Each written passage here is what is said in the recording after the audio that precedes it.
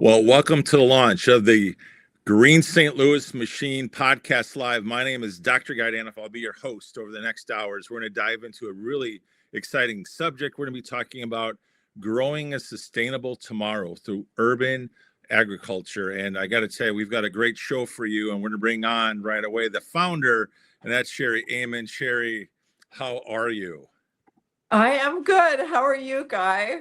I'm doing really well. And, the very first question that I have for you is give us a little background story of the Green St. Louis Machine. Okay, so if anybody has heard of Stephen Ritz and the Green Bronx Machine, I had heard him speak at a conference. I saw his TED Talks. Um, I just loved what he talked about, and when I heard him at a conference, I actually got to know him. We became acquainted. He visited St. Louis, and he was speaking in St. Louis, and I was retiring from an accounting career and wanting to volunteer at a Boys and Girls Club. I connected him to a really well-known Boys and Girls Club where I was serving, Matthews Dickey Boys and Girls Club. Um, we had the brainstorm. I founded Green St. Louis Machine, and we had the brainstorm to start a Green St. Louis Machine programs with about 3 of their partner schools. Matthews Dickey had about 3 schools they were connected with. These schools were interested in gardening. Some of them had outdoor gardens, and I threw myself into, after accounting, it's more than ever throwing myself into something good for St. Louis. I knew we needed it, and it's fun to be doing this together. Well, I know. And I got to tell you something. I love this title on growing a sustainable tomorrow through urban agriculture. What does that mean to you? Well, urban ag is what I knew St. Louis had, and I saw what Stephen was doing in the Bronx with the Green Bronx Machine there in a classroom, growing in the classroom in a concrete jungle. I mean, the Bronx is like high rises and concrete and trash dumps everywhere and everything. So if you listen to one of his TED Talks or podcasts or Yeah. whatever, you'll see. And so I said, "Ooh, St. Louis has a lot of areas like that. And this is my city. I'm a native St. Louisan. Man, if we could do something like this in my years after my accounting career, this would be awesome." So Oh, absolutely. So we have another guest we want to bring on. I was wondering if you would like to introduce her. yes, I'll introduce Stella, but first, if you can show the slide of Stephen, and I want to just go over the part where it shows how he was awarded the first ever Martin Luther Matthews Award for Excellence. After kicking off Green St. Louis Machine, he's visited our schools, he's spoken at our schools, he's come for our Green Gala, and actually, one of the years at first, we were able to get a grant to take a group of kids to visit the Green Bronx Machine. And we had a class together with the Green Bronx Machine kids. So that shows you that. And next thing you know, I will bring on Stella. So All Stella right. is a consummate educator. She's a trainer of, she's a school principal, school founder. She's got over 40 years of a career in education, and not she trains school principals. She was one of the first schools to be part of Green St. Louis Machine way back in 2015 when this was launched. And she has grown even during COVID. She grew outside the principal's office. One time she helped clean the Tower Gardens. So Stella loves growing, and she now has retired and volunteered to be our president of the organization. So there you go. Well, let's bring her on. Stella. Woo, woo. Stella, what do you mean you're retired? Okay, first of all, I don't believe that because you know what? I have interviewed so many people that say they're retired, and yet you're still having a massive impact on schools all over, certainly St. Louis. So, talk to us about how, and why you got involved with the Green St. Louis Machine. Oh, wow.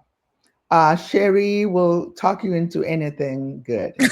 So I met Sherry in 2015, and Okay. that is when we took the students to the Bronx Mission classroom, and that was a fantastic experience.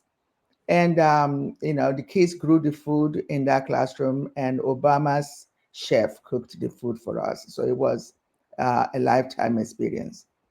My interest in Green St. Louis Machine is very very personal and maybe selfish at the same time. I wanted my children to taste good food and eat good food, Yeah. nutritious, fresh food. I love gardening, so this was something that I jumped into, knowing what I wanted to do with it. And at Northside Community School, which is the school I co-founded, and was the principal of at the time, the students, took me on, and we had a science classroom with two tower gardens. We also grew outside in the raised beds, and we had vegetables and green. Our green thumbs showed, in the case some of them have never grown anything before, didn't Right. know a young fruit, apple fruit from a tomato, green tomato fruit. But between that time and now, all my kids can recognize all those and tell you what's growing. Yeah, so Green St. Louis mission is special to us. So with that, talk to us about, we're going to segue now to kind of our first main talking point, which is about Mhm. the importance of food security, independence, and health. Let's start with that food security standpoint. Well, studies show here in St. Louis that a lot of our communities are located, that Green St. Louis machine is located at, or in the high um, um, food desert areas in St. Louis, if you call it, Okay. where our students have childhood obesity and diabetes and heart disease, and community is not well because our food is not good. Right. And so that drives the Green St. Louis mission's mission of growing that healthy food and teaching the students how to cook and eat the food that Right. they grow, and then send them home too. We send vegetables home, produce, and then make fun things in the classroom where the kids will go, I don't eat green, but then they test it, they go, oh, I like this. Can I have some Yeah. more? And so that's what's going on right now as we go into the school programs that we have, the farm to table program we have. And with that, Sherry, why don't you talk to this next pictures that you've got, because this is tells a really compelling story.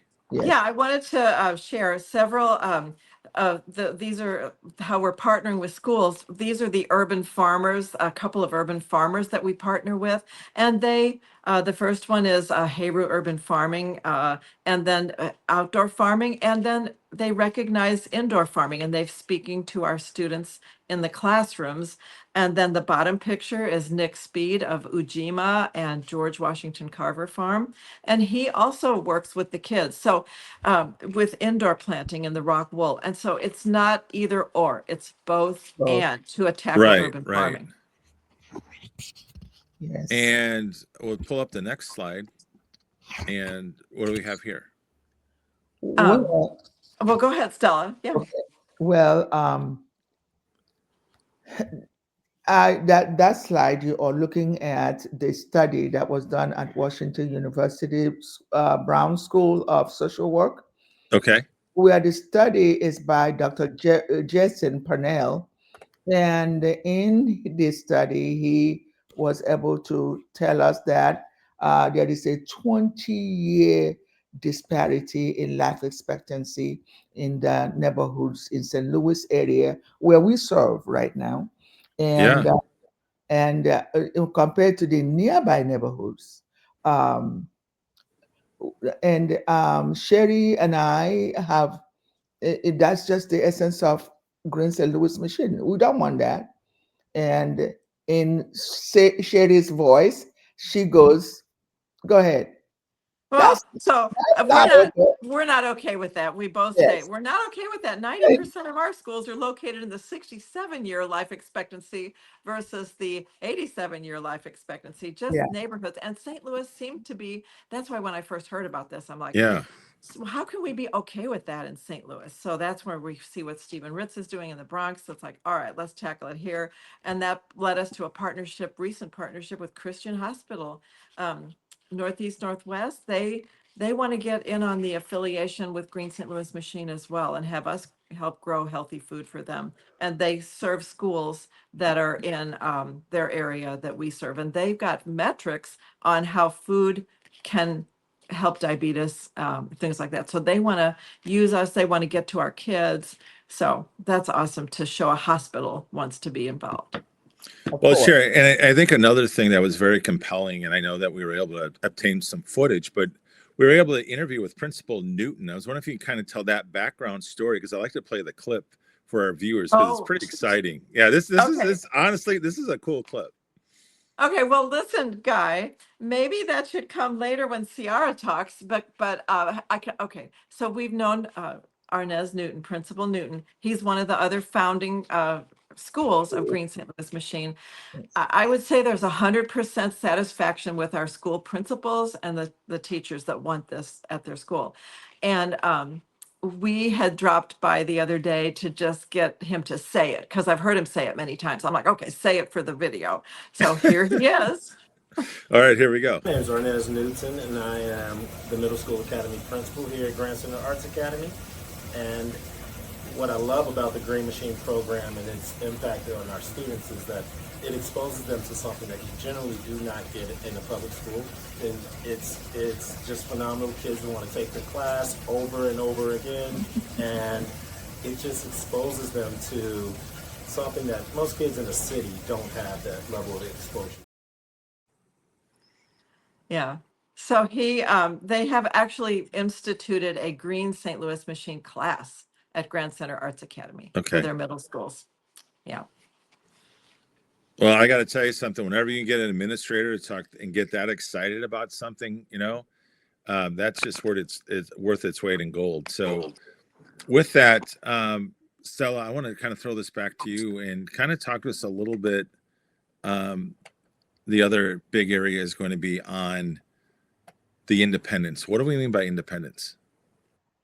That in the independence is just the very most important step where the kids take ownership of knowing how to grow their own vegetables or produce, yeah, how to harvest, how to prepare the food, and then also consume the food.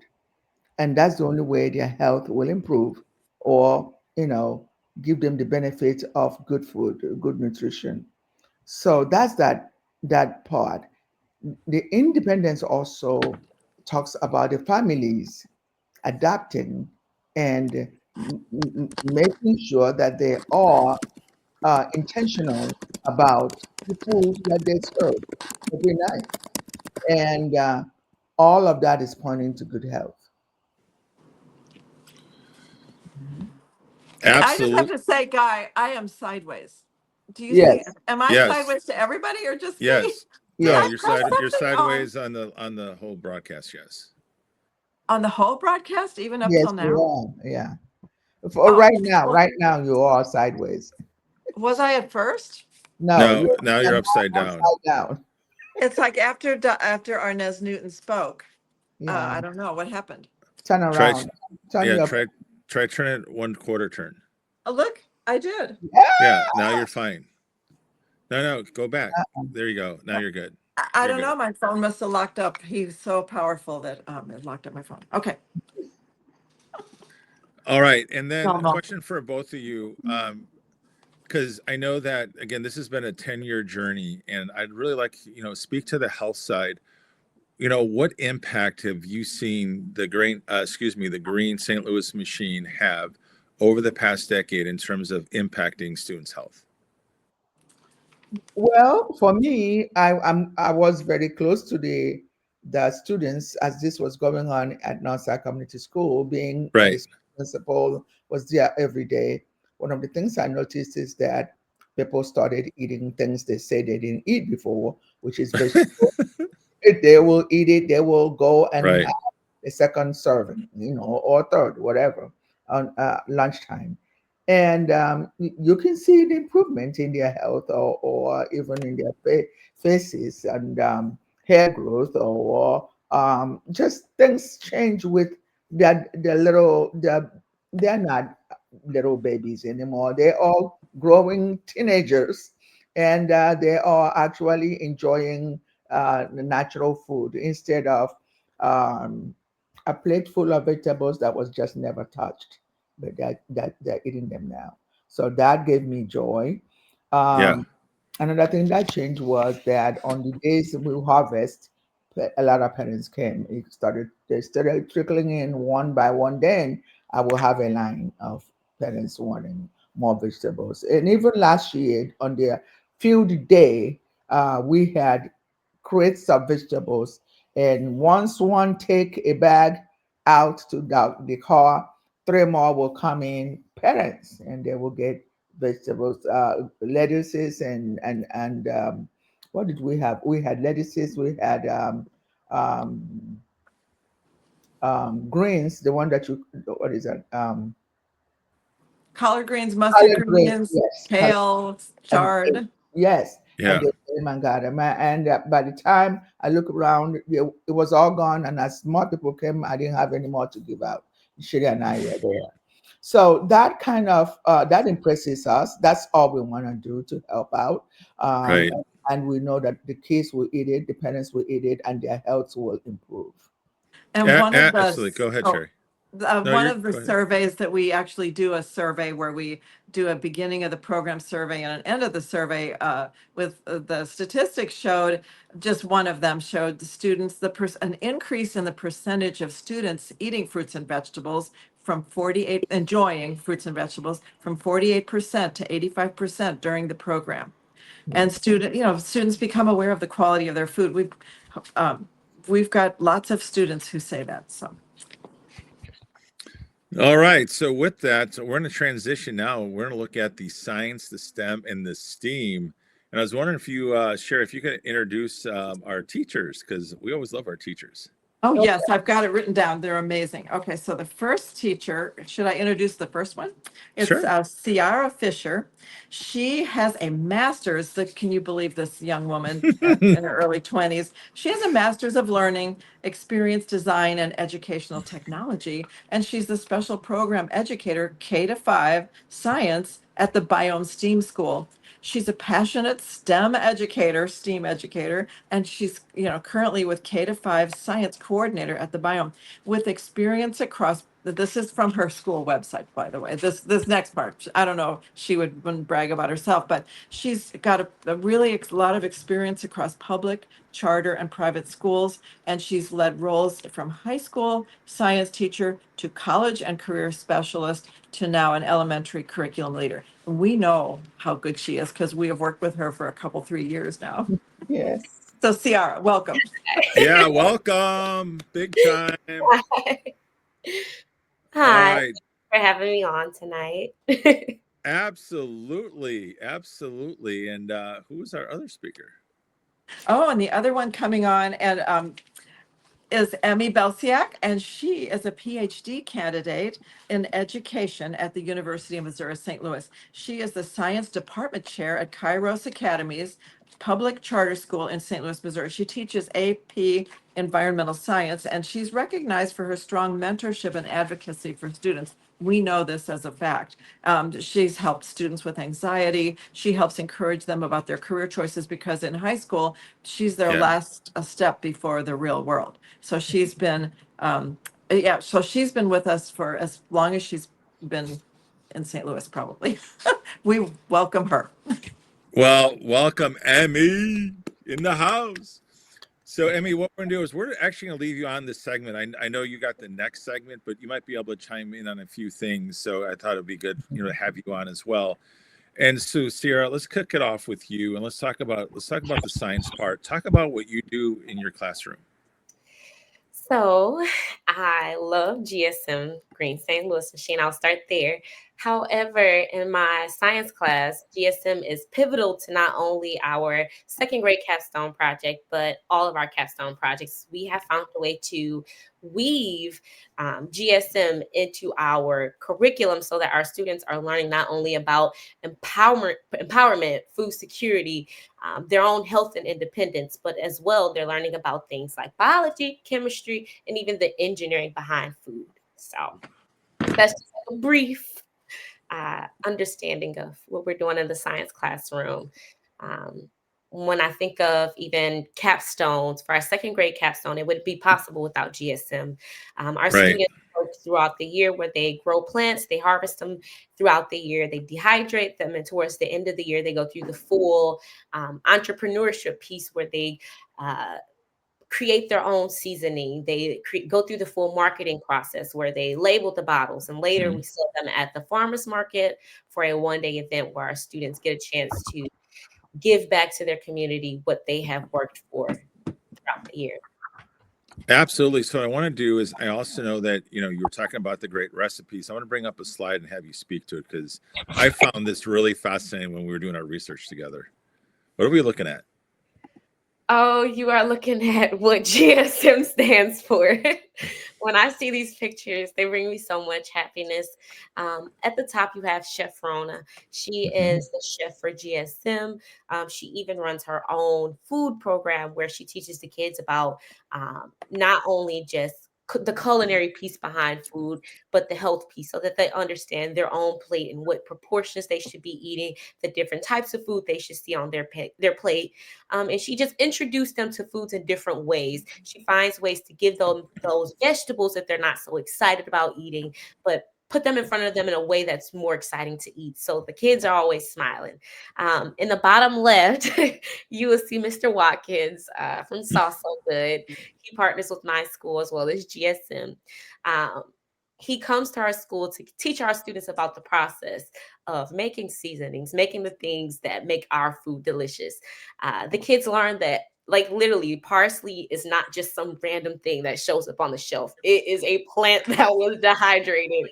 So as a teacher, when I see this picture, um, it just makes me giggle inside because I think about where the kids start at the beginning of the year when they know nothing about plants, they know nothing about what they're eating. They're like, yeah, I eat chicken nuggets, and that grows in a bag.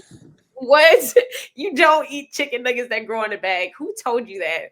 And to the right, you'll see another just demonstration of our students in the classroom engaged in the learning behind Green St. Louis Machine. So each of these pictures, they have sentimental value. I giggle when I see them because the joy behind them, it arises when I see them.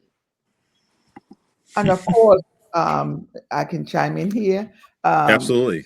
Sierra, when it comes to the standards, the Missouri standards and the national Yeah. standards around um, science, Green St. Louis Machine does help you teach those standards. Can you expand on that for Yeah. us?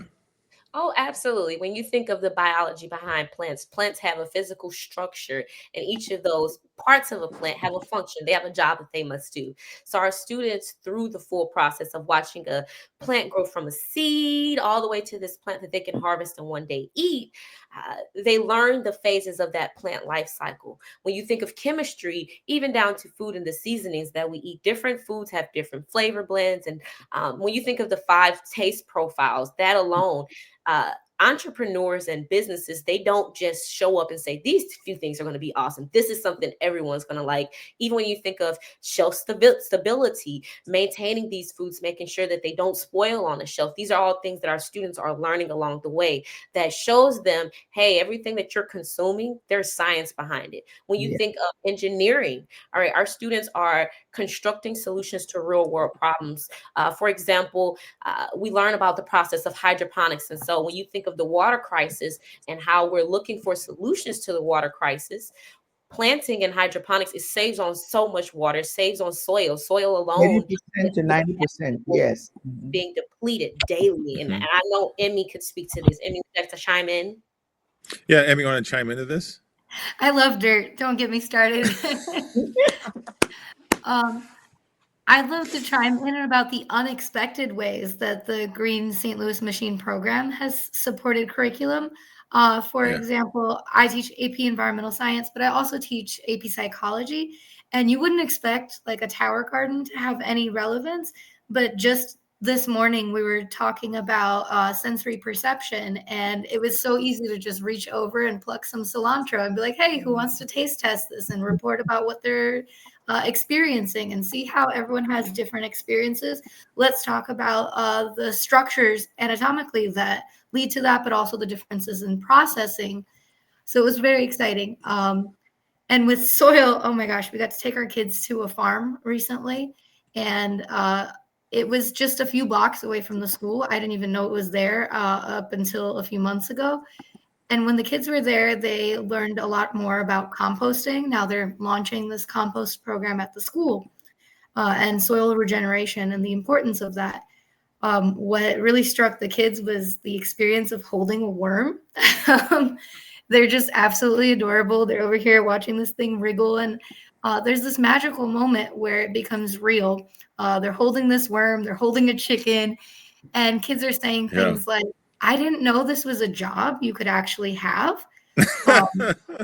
In the city, you could be a farmer in the city, and beyond being a farmer, you can be a scientist that invents new flavorings to try to make things palatable that perhaps for other people aren't.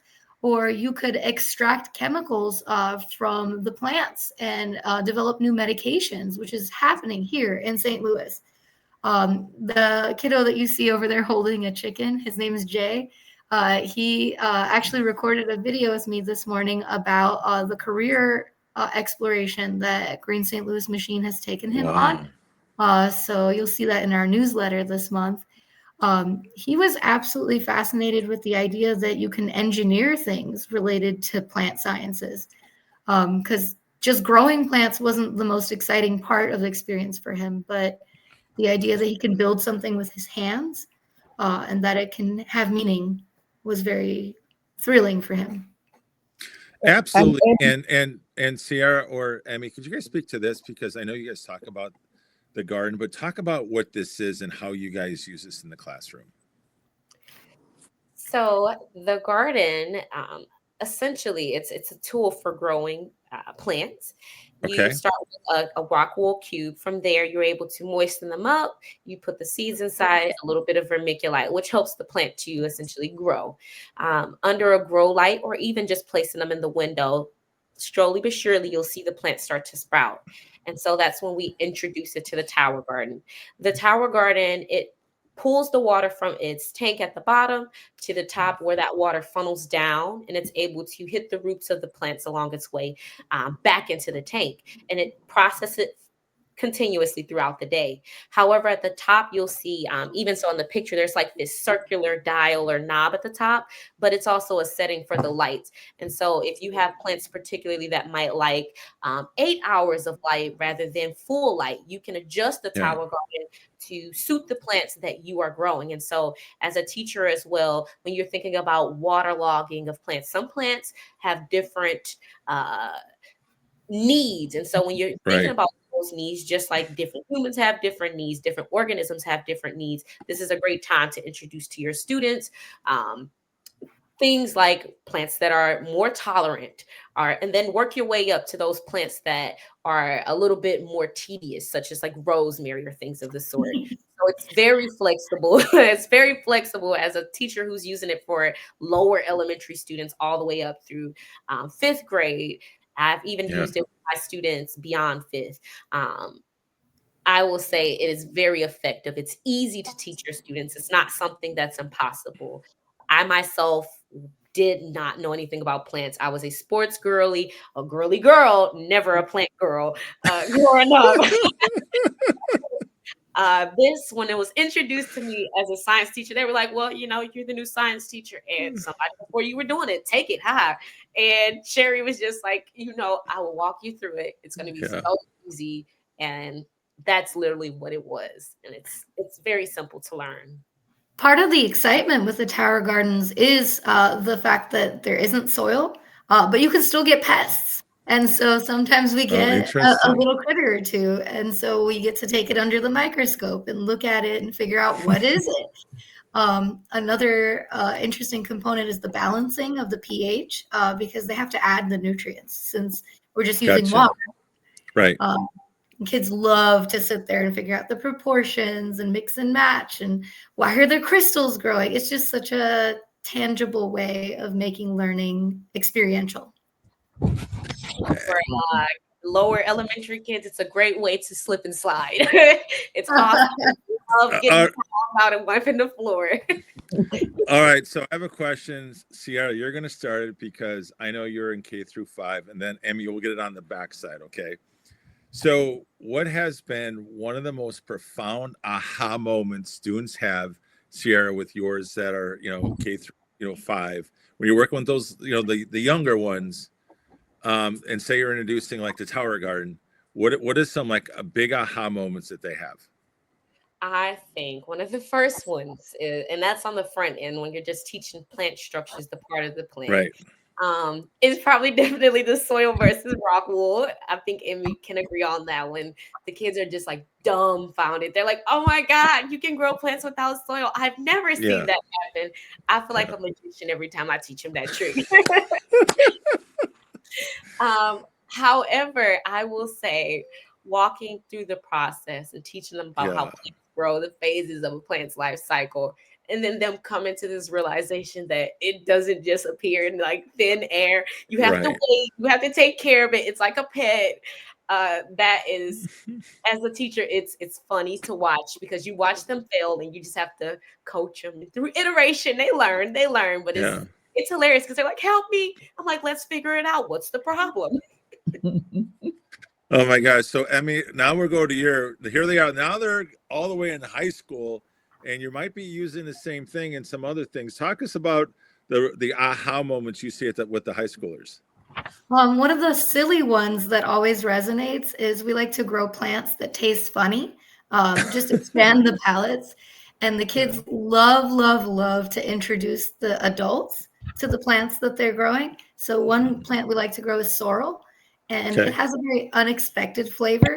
So when they know that there's a new teacher in the building or a visitor, there's often a rush to be the first one to make them taste test it. Oh, please. Oh my gosh. It's going to be delicious. And it is delicious. It's just that they don't expect the flavor that it has. So if you've never tasted sorrel before, I invite you to give it a shot.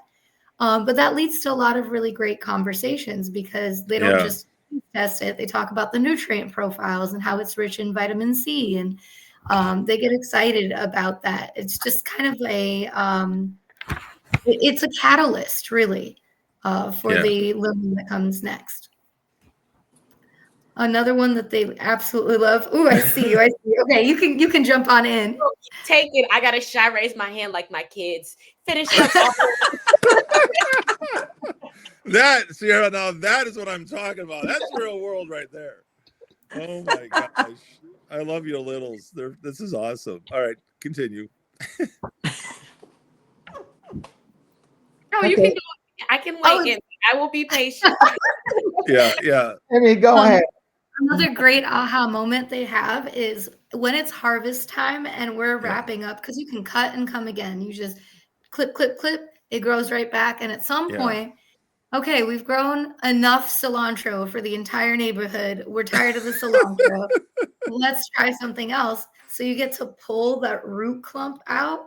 And in the Tower Garden, if it's up at the top, sometimes the root clump will be taller than the kids.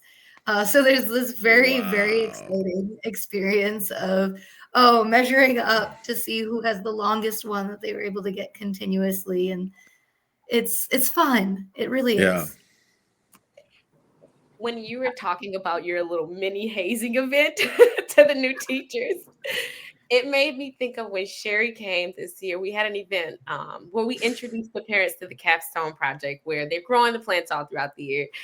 And we ordered a bunch of cheese pizzas. And so the kids see the pizzas and they're like, "Where's the pepperoni? Where's the sausage?" And I'm like, "No, guys, in the back, we're building our own pizzas from herbs." And we just had a random assortment. There was cilantro, there was parsley, there was rosemary, oh my gosh, onion, and just watching them put different things on their plate. And I'm just like, I know you've never eaten that probably on your own. I cannot get rid of kids during lunch break. They come to my room to clip some herbs and to use my little toaster oven. And there's just 30 or 40 kids in rotation. Just eating it. But they're adding to lunch. You can agree, it was hilarious watching the kids bite into stuff that they had no idea what it would taste like. And I'm just like, I'm laughing in my head. So I'm like, why are you putting a bunch of green onion and rosemary on your cheese pizza? That is not going to be good. Who told you that was It gonna was be good. Yeah. okay? And their Yeah. kitty brain, it makes sense. Isn't that Salt. wonderful? Creating Well, and I Well, was there, I food. must say, if I can raise my hand. I was there sure. that night and I did, I asked some of the parents that came what they're liking or what they're learning or what they like about Green St. Louis Machine. And I think I have a couple videos. I'm like, say that for the one mother was like, they're having lifelong learning that they can learn how to Yeah. grow their own food forever.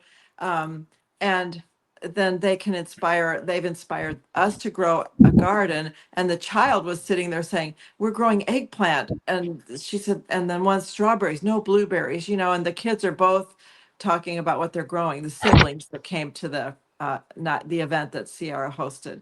So I just wanted to hear it from the parents. So that was really, really underscoring it's important what we're doing. Yeah, absolutely. And Sierra, I know that teachers and administrators are seeing that the food provides real measurable classroom content aligned with the state standards. But I wanted to take you back one step further. And I'm going to give you this big softball question. All right. I mean, this is the educator in me. As you guys know, I'm a college professor. So here we go. I'm going to put it on the screen for you. I'll even read it because I want people to put in perspective what you and Emmy do. So here we go. Growing food is considered to be a hands-on science in that we're connecting biology, chemistry, environmental science, and engineering. Okay, now that's a lot. So, Sarah, could you break this down for us and put it at that, say, second grade level for us? All right. If I were a second grade teacher, in which I am, Yep. I would rephrase this question to say, growing food is a hands-on experience where students connect through biology. And when I say biology, I would be mentioning more of the structures of plants, how plants are built from their root hairs to the roots to the stems on up. When I'm thinking of chemistry, I would be thinking of the physical makeup of the plant, such as watching photosynthesis occur right in the classroom. Right. I would think of things like the food that we're creating, the different flavor blends, and how these different things come together, right, to make that taste that we're looking for. When I'm thinking of environmental science, for my second graders, I would be teaching them things about such as human impact, the plants that we make, such as invasive species. You don't want to introduce them to your backyard. I've done it. I have dill in my front yard that owns it, and I'm the one paying the bills. Yeah. When I think of engineering, I think of solutions to real world problems. We know we have water crisis. Thinking of how we can design things in our community that not only benefit us, as in the physical humans and the structures that we're making, but as well what gives back to us, Earth. We know as teachers that producers are at the lowest. They're the lowest at the rank. Then you have consumers ranking up. If we have no producers, we have no plants, we have no means of us surviving. So as a teacher, these are the things that I will highlight to my student when I'm breaking down this one sentence in front of me. Good job, Sarah, you know what? I don't know, but someday if you ever decide to get your PhD, that sounds like a dissertation to me. It's really easy. No, seriously, that's pretty darn amazing. So we're gonna bring it to our PhD candidate. So Emmy, let's have you break this down now at the high school level, because I'm sure that there's gonna be a shift in the context. So for high schoolers, there's this crisis of identity that they all undergo. Who am I? What am I going to do with my life? Oh my gosh, as a freshman, in 4 years, they're kicking me out of this building. I'm an adult, right? Right. There's this little bit of panic I have with my seniors who are graduating. This is our first ever graduating class of seniors. And so they really don't have the context yet to see what comes next from any predecessors in the building. They're exploring and they're checking out. Science has been ethereal at this point. How do we make this something that they can see themselves as capable of participating in, but also a life can be built around it, right? Here, St. Louis, this is kind of a mecca of agri-science and not just growing food, but also processing that food into medications, processing that food into new ways of experiencing the world. Even you can grow plants and use them as building materials, things that can preserve soil, things that can help us to treat different diseases in both humans and plants. High schoolers are discovering that plants can get a disease. And this is a revolutionary experience for them.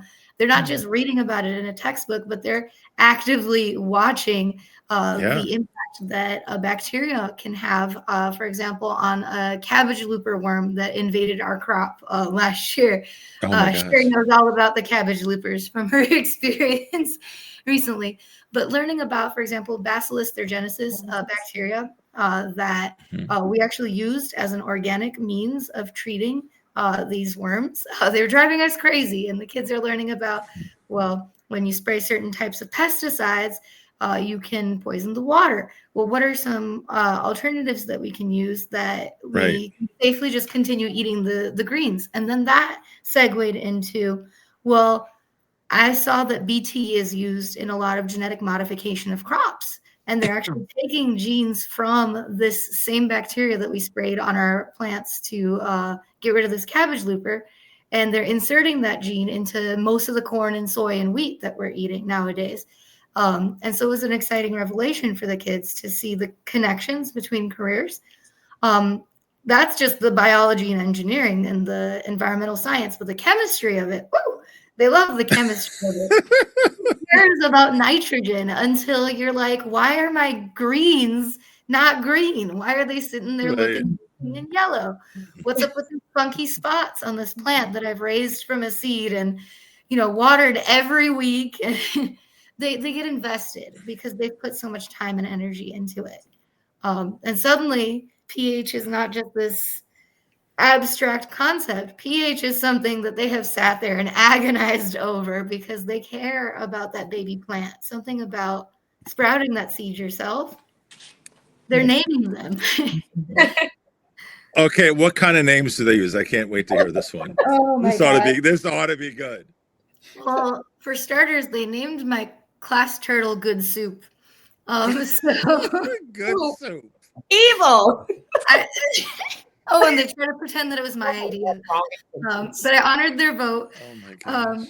And so they'll name the plants different silly names. Like they named one of the plants Turtle, and then they fed it to Good Soup. So I tell you what, Emmy, you know what? I've never taught high school, but you make me want to at least show up for a day and see this. It sounds so fun. Oh, it is. You're always invited. Yeah. We'll feed you new plants. Yeah. So, Emmy, I have a question. This is from one of our viewers. I'm going to put it on the screen for you right here, so I'll read it to you. And this is a great question. Is indoor tower farming a viable alternative to climate change and global warming? This is a fascinating question because it's multifaceted, right? On one hand, indoor tower garden does conserve a lot of water, right? Yep. On the other, you're never going to completely replace any kind of traditional agriculture because I'm not going to try and grow pepper, for example, in my tower garden as effectively as I could grow herbs or greens. Right. And there are needs for integrated agriculture. However, if we can grow more food locally and not have to transport it great distances, for example, if your collard greens in the middle of January can just be growing in your kitchen instead of being transported from 3 states south, then you have saved a lot of fossil fuels. You've reduced your carbon footprint. And more excitingly, you've tasted something that you grew yourself. Yeah. And Sarah, you want to weigh in on this? I would say through what I teach my students about ownership, but also empowerment. Yeah. When I think of the fact that my students have a candy store not even 2 minutes from their house that they could run up the block and get to it. But if they're looking for fresh produce, we have to go 5-10 miles out. This is very much sustainability. This is ideal for the average family that knows that I might not be able to afford to go for that hike for that. My families that are busing back and forth, they have access to water. And in fact, it's very sustainable because the amount of nutrients, and even when you're thinking balancing out that pH, what it takes to fix it and what it takes to maintain it versus what you lose by not having it, Right. There's no, it's a complete win. It's a win-win for the side of hydroponics. That's my take on it as a teacher. I definitely know for my students last year, when it came to things like Thanksgiving, we handed out the collard greens for our families to eat during Right. Thanksgiving. That was something that our students worked on throughout the entire first 1, 2, 3 months of the school year, and it was capable. It was something that we could do. We've handed out herbs to our kiddos, such as rosemary, thyme, and things of the sort during the holidays, so that those things that were more expensive at the grocery store, their families could access. And so when I think of the longevity of it, it's more sustainable. It's something that should be invested in. I truly believe it should be invested in. Absolutely. And what I want to do now is I'm going to actually bring Stella on to respond to this. And let's connect this to the governor's citing of careers and the need for urban agriculture. And I'm going to go ahead and bring up this image. I know you had the opportunity, both you and Sherry had the opportunity to actually meet the governor. And I was wondering if you could talk to us about that experience, but most importantly, what has been the governor's charge when you had a chance to talk to him? Oh, wow. The governor was inspirational. He spoke about his childhood. He grew up in a Walnut Park area and Okay. never saw a farm. Houses were so close by together in rows of houses in North St. Louis that he did not see vast land for farming or possibility of that until in high school he had a job at a car place. The owners of that car lot had a farm. Well, one thing led to another, and he was visiting the farms. And now he knows where food comes from, how food is grown. And it was an eye opener for him. He started looking into this, and now our governor, Governor Kehoe, is a farmer. He has made his career as a farmer, both crops and animal farming. And he said that if he hadn't ventured out, he would not have had that experience and had the leeway to careers that he knows that he has benefited, him and his family have benefited from. Which then Sherry and I are sitting there going, "Oh my God, this is just like our children's story." Yeah, and we said, "Well, we better bring this back."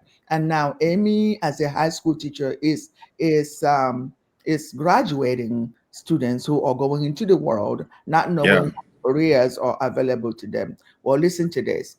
In Missouri, the Agribusiness Economic and Job Study of 2004 and 25, 2024 and 2025 says that there is 25.7 billion in agriculture and in economic GDP of Missouri, right? And then he says there are 176,000 plus jobs, and all of that are in the Metro St. Louis area. The production agriculture has 15,000 and has 15,000 plus jobs and has a GDP of $1.41 billion.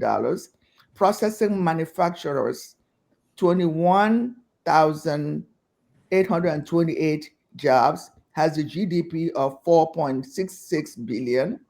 Agricultural related input and services, 55,572 jobs, has the GDP of 9.16 billion. And indirect spending, supplies and workers, is a 10 billion plus GDP. And then they start to talk about what are those things that can be grown, that are being grown now in the St. Louis area. We have 81% of U.S. soybean production. We have 78% of U.S. corn production, 72% of hog inventories. U.S. poultry is 49%, and U.S. farm, that is, we are talking about the whole entire U.S. Here is what we are producing in our area. So without St. Louis area, there is no food in America. Can you understand that? And then we export it to the whole entire world. And of course, we have read about China and all these um, other political scenes, situations. But we are moving the world. We are feeding the world. And our children have no idea that these jobs exist. Well, so we decided we have just been we've been invited to join the Agribusiness Club of St. Louis, and we are just getting there. There's other people that may know about this, but we really didn't. And but I mean, what Stella said is, say we want to create these pathways to skilled trades, higher education, and research and scholarships and internships with these agribusinesses that are here.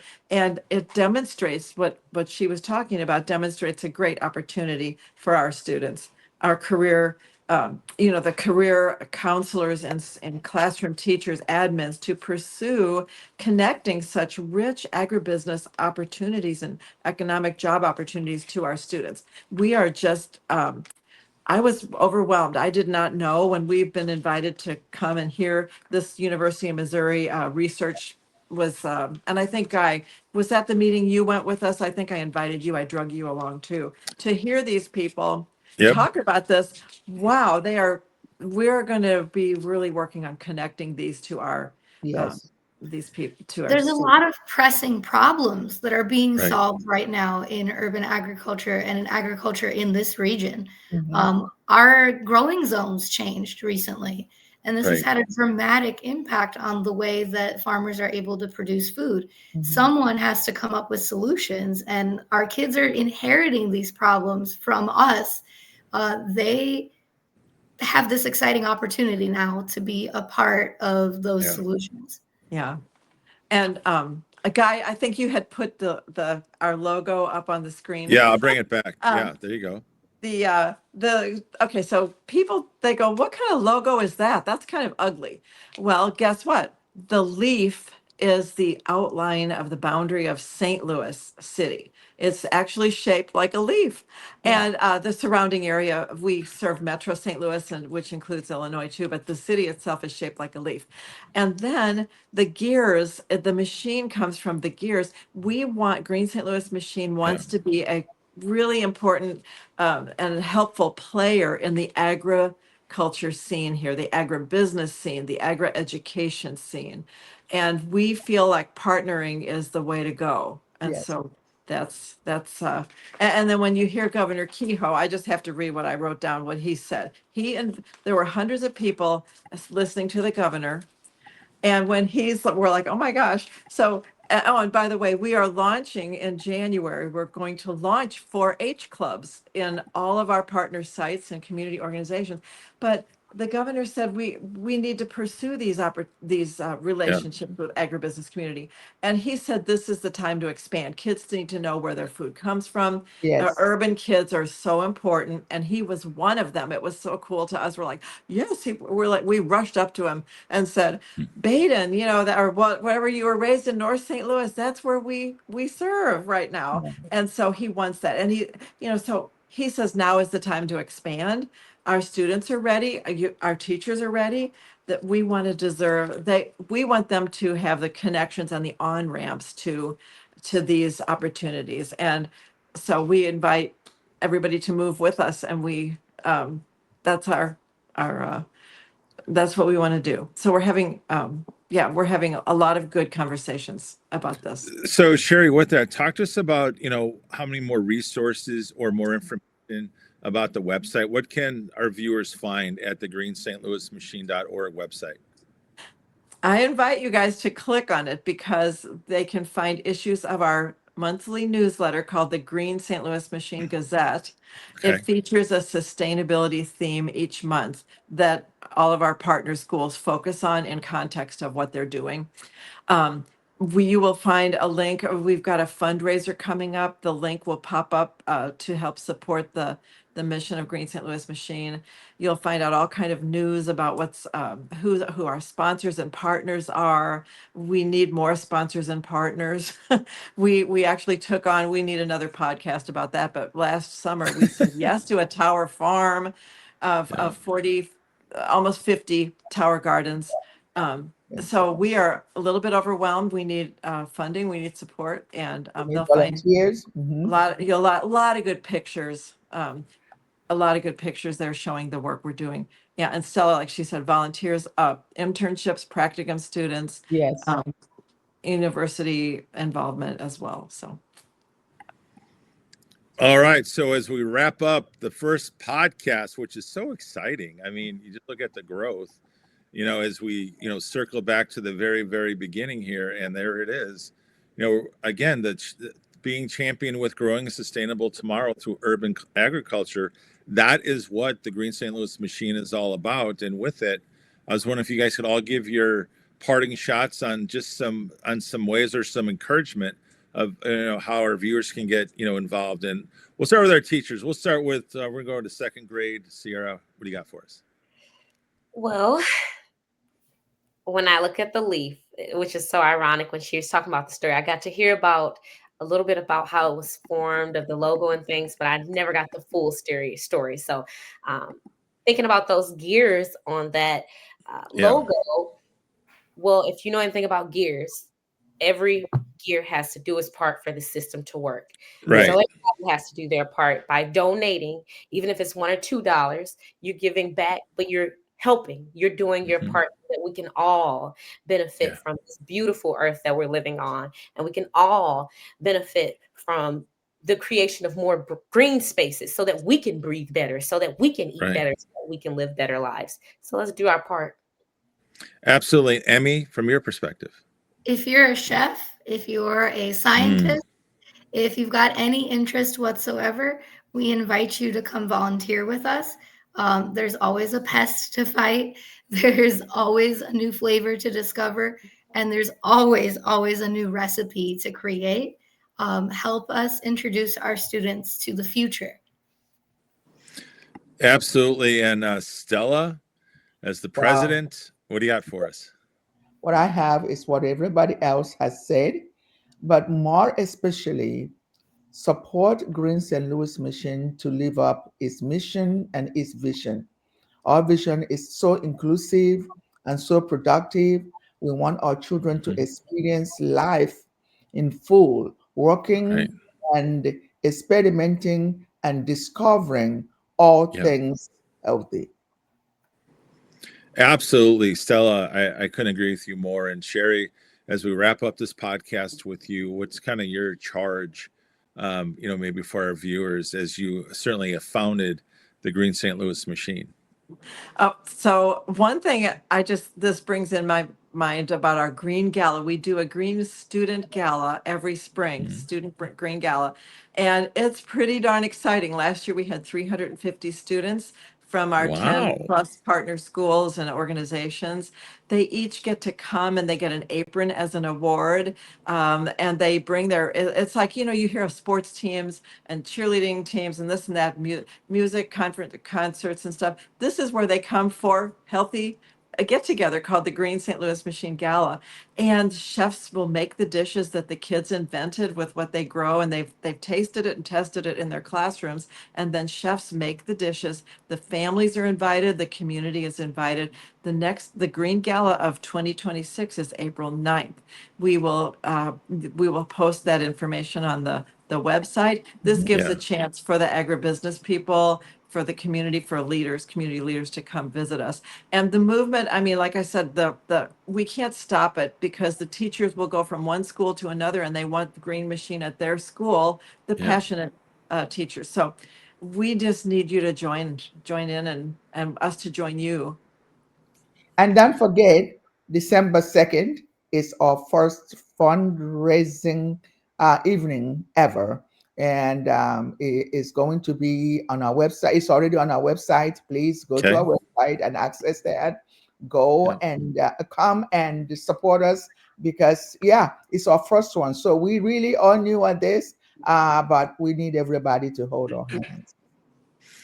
Absolutely. Well, gang, we finally have come to the conclusion of our podcast. I want to thank all of you for being on.